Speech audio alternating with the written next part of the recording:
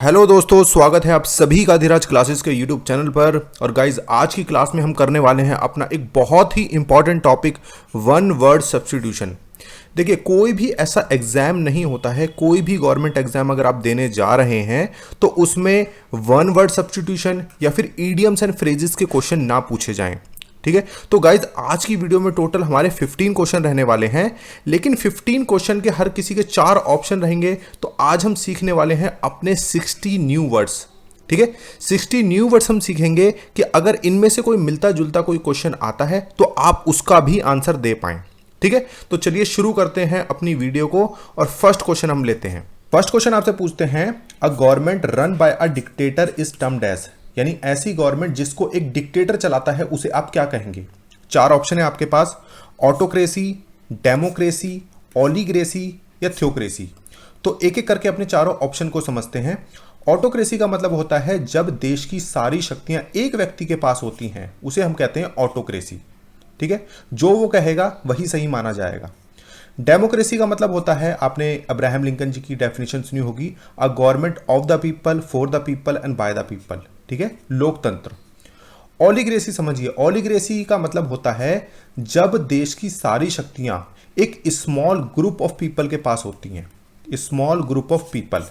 देखिए, मैं कॉमर्स का स्टूडेंट रहा हूं और उसमें एक मार्केट होती थी ओलिगोपोली। ओलिगोपोली में आपको बताता हूँ कौन सी मार्केट होती है। उसमें जैसे कि आपने कार वगैरह की मार्केट देखी होंगी, यानी कि कुछ ही कंपनीज होती हैं और कभी भी नई कंपनी जब भी आना चाहती है तो उसको बहुत मशक्कत करनी पड़ती है। यानी कहने का मतलब है जब सारी पावर एक स्मॉल ग्रुप ऑफ लोगों के हाथ में होती है उसे हम कहते हैं ओलिग्रेसी। ठीक है, थियोक्रेसी। थियोक्रेसी समझिए क्या होती है, जब जो प्रिस्ट होते हैं, पादरी होता है, ठीक है, या पुजारी होता है और वो ये कहता है कि मैं भगवान हूं या फिर भगवान का मैं एक मैसेंजर हूं और आप मुझे मानो, और जो वो कहता है वही सही माना जाता है।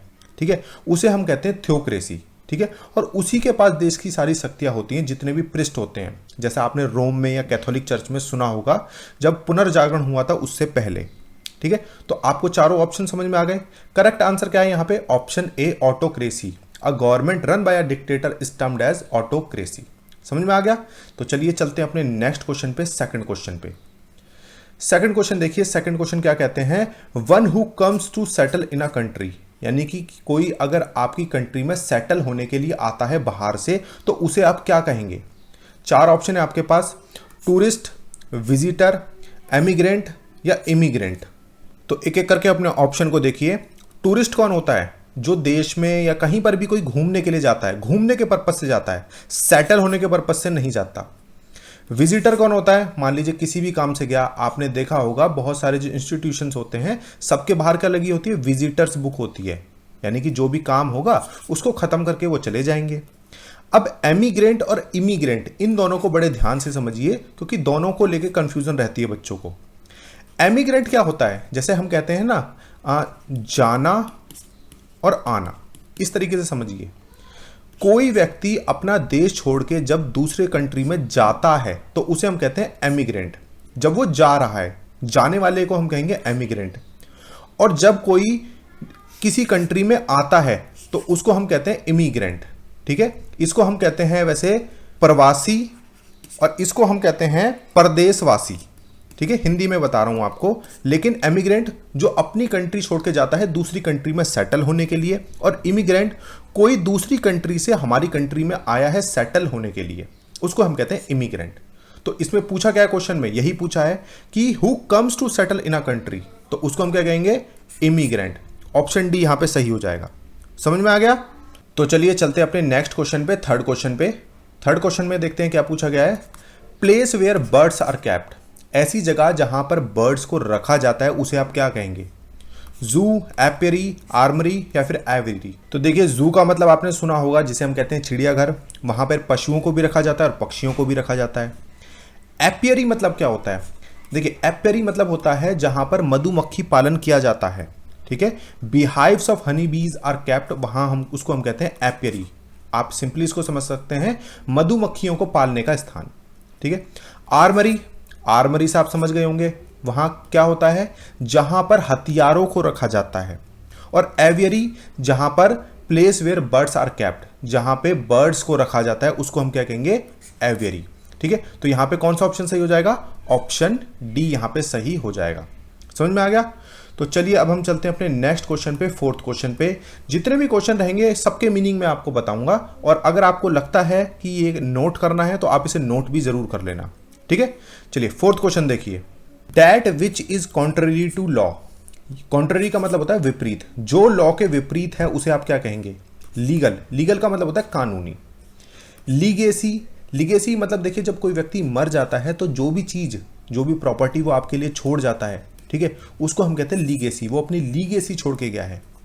इलीगल आपको पता है गैर कानूनी, यानी कि जो भी लॉ के अगेंस्ट है, उसके विपरीत है, उसको हम कहते हैं इलीगल।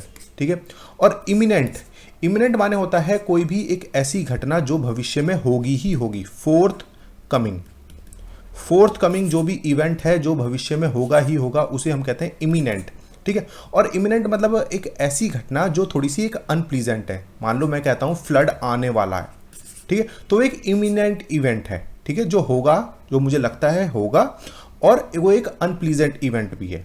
ठीक है, तो फोर्थ का अगर हम यहाँ पे करेक्ट आंसर देखते हैं तो ऑप्शन सी यहाँ पे सही है, इलीगल। ठीक है, that which is contrary to law. समझ में आ गया? तो चलिए अब हम चलते हैं अपने नेक्स्ट क्वेश्चन पे, फिफ्थ क्वेश्चन पे। फिफ्थ क्वेश्चन से पहले आपके लिए एक जरूरी सूचना, जो भी बच्चे मेरे चैनल पे न्यू हैं, आप मुझे अपना नाम लिख के इस नंबर पे मैसेज कर दीजिएगा। हम आपको अपने ब्रॉडकास्ट सिस्टम से जोड़ देंगे ताकि केवीएस की कोई भी इंफॉर्मेशन आती है हमारे पास, हम आपको दे सकें। ठीक है, तो चलिए फिफ्थ क्वेश्चन पे अब हम चलते हैं। फिफ्थ क्वेश्चन देखिए क्या पूछते हैं। A person who looks at the bright side of thing. देखिए, चीजों के दो पहलू होते हैं, एक ब्राइट साइड और एक डार्क साइड। ठीक है, तो अगर आप ब्राइट साइड को देखते हैं तो आप उस पर्सन को क्या कहेंगे? ऑप्शन है आपके पग्नेसिटी, ओमनीसिएंट, पैसिमिस्ट या ऑप्टिमिस्ट। एक बहुत ही इंपॉर्टेंट क्वेश्चन है, और इसमें ये जितने चारों वर्ड है ना, ये किसी ना किसी एग्जाम में पूछे भी गए हैं। ठीक है, तो चारों को एक एक करके ध्यान से समझिए। सबसे पहले बात करते हैं पग्नेसिटी। पग्नेसिटी का मतलब होता है यानी कि एक ऐसा पर्सन जो कि हमेशा रेडी रहता है फाइट करने के लिए, क्वेरल करने के लिए। रेडी टू क्वेरल, झगड़ालू जिसे हम कह सकते हैं। ओमनीसिएंट। ओमनीसिएंट मतलब ऐसा व्यक्ति जो सब कुछ जानता है, ऑल माइटी। तो देखिए, ऑल माइटी तो सिर्फ गॉड ही हैं, वही सब कुछ जानते हैं कि क्या होने वाला है हम नहीं जानते। अब देखिए सी और डी, पैसिमिस्ट और ऑप्टिमिस्ट, ये एक दूसरे के बिल्कुल अपोजिट हैं, और इन्हीं में से इसका एक करेक्ट आंसर है। देखिए, पैसिमिस्ट मतलब होता है निराशावादी, यानी कि जो हमेशा डार्क साइड देखता है किसी भी चीज की। ठीक है, कोई भी काम होता है उसके कुछ पॉजिटिव पहलू भी होते हैं और कुछ नेगेटिव भी। जो हमेशा नेगेटिव चीजों को देखता है उसे हम कहते हैं निराशावादी। और ऑप्टिमिस्ट मतलब होता है आशावादी, यानी कि हर चीज में वो कुछ ना कुछ अपने लिए पॉजिटिव ढूंढ ही लेता है, उसे हम कहेंगे ऑप्टिमिस्ट। ठीक है, तो करेक्ट आंसर यहां पे क्या हो जाएगा? ऑप्शन डी यहां पे सही होगा। A person who looks at the bright side of thing, उसे हम क्या कहेंगे? ऑप्टिमिस्ट, आशावादी। समझ में आ गया? चलिए चलते हैं अपने नेक्स्ट क्वेश्चन पे, सिक्स्थ क्वेश्चन पे। सिक्स्थ क्वेश्चन देखिए, the power of reading the thoughts of others, यानी कि दूसरे के विचारों को पढ़ने की शक्ति। ऐसी चीजों को आप या ऐसे व्यक्ति को आप क्या कहेंगे? चार ऑप्शन है आपके पास, साइकोपैथी, टेलीकम्युनिकेशन, साइकोलॉजी या टेलीपैथी। तो एक एक करके चारों ऑप्शन को देखते हैं। साइकोपैथी, तो देखिए साइकोपैथी क्या है? एक मेंटल डिसऑर्डर है। ठीक है, या फिर इसे हम कह सकते हैं मेंटल इलनेस है, या फिर मानसिक बीमारी है, उसको हम कहते हैं साइकोपैथी। टेलीकम्युनिकेशन क्या होता है? आपको पता है कि जब कोई व्यक्ति दूर से किसी मीडियम के माध्यम से या किसी संचार के माध्यम से बात करता है, उसे हम कहते हैं टेलीकम्युनिकेशन। ठीक है, साइकोलॉजी क्या है? साइकोलॉजी एक साइंस है जिसमें हम स्टडी करते हैं ह्यूमन बिहेवियर्स का, उनके माइंड का, तो उसे हम कहते हैं साइकोलॉजी। ठीक है, बताने की जरूरत नहीं है क्योंकि ये आपका केवीएस का एक पार्ट है। 20 मार्क्स की साइकोलॉजी आपके केवीएस में पूछी जाती है। फिर है टेलीपैथी। टेलीपैथी ही इसका करेक्ट आंसर है, जिसका मतलब होता है the power of reading the thoughts of others, यानी दूसरे के विचारों को बिना बोले पढ़ना, उसको हम कहते हैं telepathy, the power of reading the thoughts of others. ठीक है, तो ऑप्शन डी यहां पे सही आंसर होगा। ठीक है, चलिए चलते हैं अपने नेक्स्ट क्वेश्चन पे, सेवंथ क्वेश्चन पे। गाइस देखिए, जितनी भी इंग्लिश के क्वेश्चन मैं आपको कराता हूं, ठीक है, ये कहीं ना कहीं इंपॉर्टेंट क्वेश्चन होते हैं, और मेरी पूरी कोशिश रहती है कि आपको कॉन्सेप्ट में बिल्कुल क्लियर कर दूं। ठीक है, तो सेवंथ क्वेश्चन पे आते हैं हम।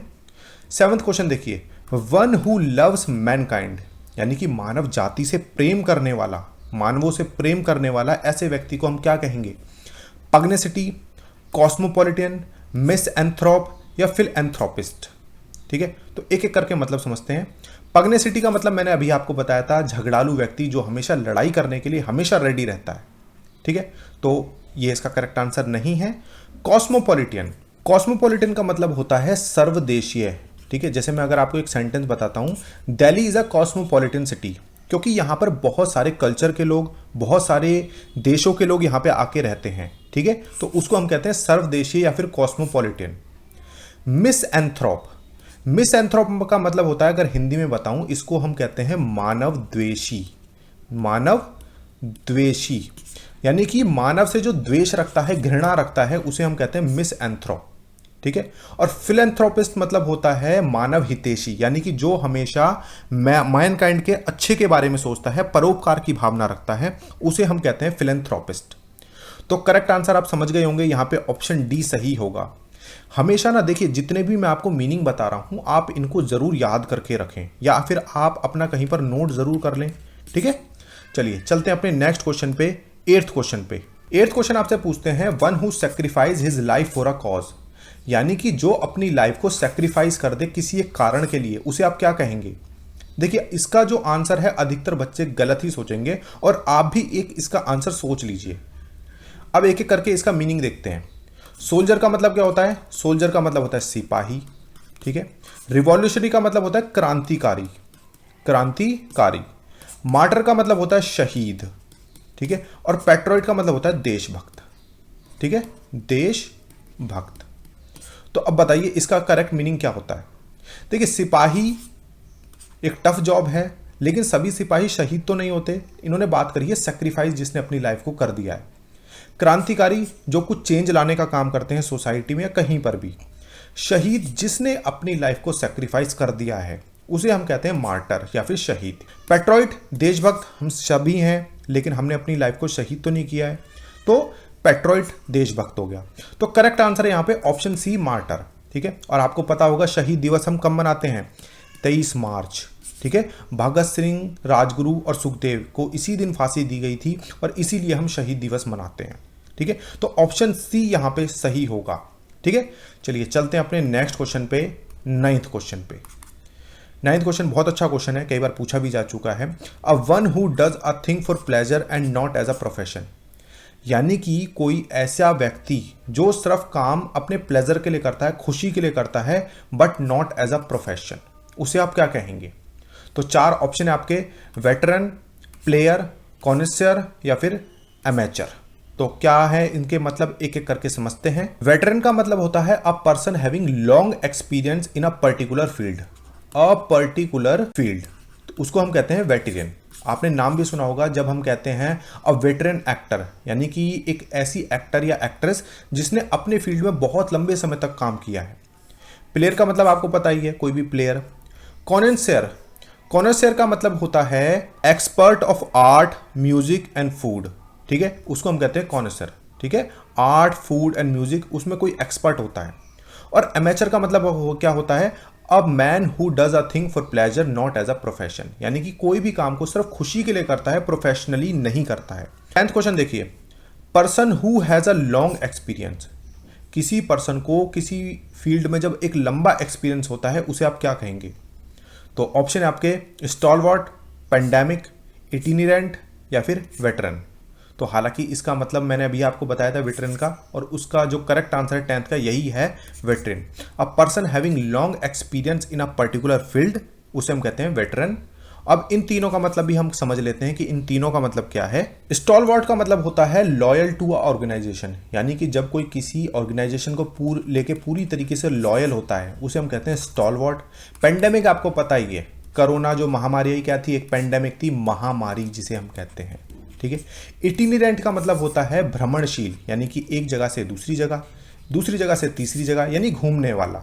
ठीक है, किसी काम को लेके, जैसे आपने देखा जो होगा, जो लेबर होती है वो आज यहाँ पर है, जहाँ भी उनको काम मिलेगा वो वहाँ पर चले जाएंगे। ठीक है, तो 10th क्वेश्चन का जो करेक्ट आंसर है ऑप्शन डी है। बाकी तीनों का मतलब भी मैंने आपको बता दिया है। अब हम चलते हैं अपने नेक्स्ट क्वेश्चन पे, 11th क्वेश्चन पे। देखिए 11th क्वेश्चन बहुत अच्छा क्वेश्चन है, इसको ध्यान से समझिए। To examine one's own thought and feeling, यानी कि अपनी फीलिंग या अपने थॉट्स को खुद एग्जामिन करना, उसे आप क्या कहेंगे? ऑप्शन है आपके मेडिटेशन, रिट्रोस्पेक्शन, रिफ्लेक्शन या फिर इंट्रोस्पेक्शन। तो देखिए, मेडिटेशन आपको पता है जिसे हम कहते हैं योगा, ठीक है, ध्यान करना। रिट्रोस्पेक्शन मतलब होता है यानी कि कोई ऐसा व्यक्ति जो हमेशा अपने पास्ट इवेंट्स के बारे में ही सोचता रहता है, यानी कि जो बीती घटनाएं हैं उसके बारे में ही सोचता रहता है, उसको हम कहते हैं रिट्रोस्पेक्शन। रिफ्लेक्शन आपको पता है किसी चीज को रिफ्लेक्ट करना। मान लीजिए मैं कहता हूं आज की क्लास कैसी रही, कमेंट करके मुझे रिफ्लेक्ट करिए, अपने कमेंट्स को मुझे बताइए, ठीक है। और इसका जो साइंस में एक दूसरा होता है जिसे हम कहते हैं परावर्तन, यानी कि जब कि कोई रोशनी शीशे के ऊपर पड़ती है, मिरर के ऊपर पड़ती है, वो क्या करता है? रिफ्लेक्ट करता है। इंट्रोस्पेक्शन का मतलब क्या होता है? अपने थॉट्स को एग्जामिन करना, ठीक है, अपनी जो गलतियां हैं, अपने जो विचार हैं उसको एग्जामिन करना, उसको हम कहते हैं इंट्रोस्पेक्शन, ठीक है। तो यहां पे जो करेक्ट आंसर है ऑप्शन डी सही होगा। अब हम चलते हैं अपने नेक्स्ट क्वेश्चन पे, 12th क्वेश्चन पे। 12th क्वेश्चन देखिए, through which light can not pass, यानी कि जिससे लाइट पास ना हो सके उसे आप क्या कहेंगे? तो ऑप्शन है आपके डल, डार्क, ऑब्सक्योर या ओपेक। तो देखिए, डल तो पता है आपको क्या होता है, डार्क अंधेरा। देखिए, अंधेरा तो अंधेरे में से अगर लाइट पास होगी तो वहां पे तो उजाला हो जाएगा।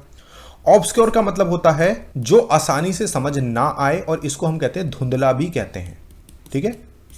ओपेक का मतलब क्या होता है?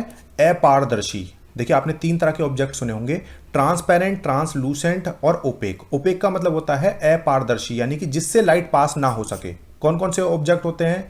जैसे आपका वुड हो गया, ठीक है, आयरन हो गया, इनसे लाइट पास हो ही नहीं सकती, ठीक है। तो यहां पे करेक्ट आंसर क्या होगा? ऑप्शन डी, ठीक है। चलिए चलते हैं अपने नेक्स्ट क्वेश्चन पे, 13 क्वेश्चन पे। 13 क्वेश्चन देखिए, a short stay at a place, यानी कि किसी जगह पर कुछ समय के लिए रुकना, स्टे एट अ प्लेस, उसे आप क्या कहेंगे? ऑप्शन आपके हॉल्ट, इंटरमिशन, इंटरल्यूड या फिर सोजन। सोजन कहते हैं आर जो इसमें साइलेंट होता है। तो क्या है इसका करेक्ट आंसर? एक एक करके पहले इन चारों का मीनिंग देखते हैं। हॉल्ट का मतलब होता है ब्रेक इन अ एक्टिविटी, यानी कि कोई भी अगर एक एक्टिविटी चल रही है और उसके बीच में जब कोई एक ब्रेक लिया जाता है उसे हम कहते हैं हॉल्ट। इंटरमिशन आपने मूवीज में देखा होगा, यानी कि कुछ समय का गैप, ठीक है, एक तरह का ये भी हॉल्ट ही होता है। इंटरल्यूड को समझिए, इंटरल्यूड का मतलब होता है यानी कि जब दो इवेंट्स के बीच में जब हम एक ब्रेक लेते हैं उसे हम कहते हैं इंटरल्यूड। यहां पर बोला है a short stay at a place, तो उसका जो मतलब होता है वो होता है सोजन, यानी कि जब किसी प्लेस पर हम एक शॉर्ट स्टे करते हैं उसे हम कहते हैं सोजन, ठीक है। तो ऑप्शन डी यहां पे सही होगा, ठीक है। 13 का करेक्ट आंसर है ऑप्शन डी। चलते हैं अपने नेक्स्ट क्वेश्चन पे, 14 क्वेश्चन पे। 14 क्वेश्चन देखिए, a person who brings good illegally into the country, यानी कि जब कोई इलीगली आपकी कंट्री में कोई सामान लेके आता है उसे आप क्या कहेंगे? इलीगली कह रहे हैं। एक्सपोर्टर, यानी कि जब कोई हमारी कंट्री से दूसरी कंट्री में गुड्स को एक्सपोर्ट करता है, बाहर भेजता है लीगल तरीके से, तो उसे हम कहते हैं एक्सपोर्टर, और हिंदी में हम इसको कहते हैं निर्यातक, निर्यात करने वाला। इंपोर्टर का मतलब होता है जब कोई बाहर से हमारी कंट्री में सामान को लेकर आता है लीगली, उसे हम कहते हैं इंपोर्टर। स्मगलर मतलब क्या होता है? जो भी हमारी कंट्री में या तो सामान लेकर आता है या भेजता है और वो भी इलीगली, उसको हम कहते हैं स्मगलर। अब है इम्पोस्टर। इम्पोस्टर क्या होता है? इम्पोस्टर मतलब होता है यानी कि जो धोखा देने में माहिर होता है, और उसे हम कह सकते हैं बहरूपिया, ठीक है। हालांकि ये एक इंटरनेशनली टर्म यूज किया जाता है, इंपोस्टर, बहरूपिया, ठीक है। तो करेक्ट आंसर यहां पे क्या होगा? Option c. चलते हैं अपने लास्ट क्वेश्चन पे, 15 क्वेश्चन पर, और उसके बाद आप मुझे बताना कि आपको क्लास कैसी लगी, ठीक है। 15 क्वेश्चन देखिए, a person who looks at the dark side of a thing. तो हालांकि इससे मिलता जुलता क्वेश्चन मैंने अभी आपको पीछे कराया था, तो एक बार रिवाइज करा देता हूं आपको। पग्नेसिटी क्या होता है? पग्नेसिटी यानी कि ऐसा पर्सन जो हमेशा फाइट करने के लिए रेडी रहता है। ओमनीसेंट का मतलब क्या होता है? ऑलमाइटी, यानी कि जो सब कुछ जानता है, और वो तो है कौन? गॉड। पैसिमिस्ट, निराशावादी। ऑप्टिमिस्ट, आशावादी। तो डार्क साइड को कौन देखता है? पैसिमिस्ट देखता है। निराशावादी हमेशा वो देखेगा इसकी तो नेगेटिव चीजों को देखता है, ठीक है। कुछ बच्चे भी हैं जो केवीएस की वैकेंसी को लेके कहते हैं कि वैकेंसी नहीं आएगी या हमसे नहीं हो पाएगा, ठीक है। तो ऐसे लोगों को हम कहते हैं निराशावादी। हमेशा आशावादी बनिए, हमेशा पैसिमिस्ट बनिए, हमेशा अच्छा सोचिए, ठीक है। तो गाइज ये थे आपके टोटल 15 क्वेश्चन। आई होप आपको अच्छे से समझ में आए होंगे, और अगर आपको वीडियो अच्छा लगा है तो लाइक करिए और कमेंट करके ज़रूर बताइए, ठीक है। चलिए, thank you so much guys.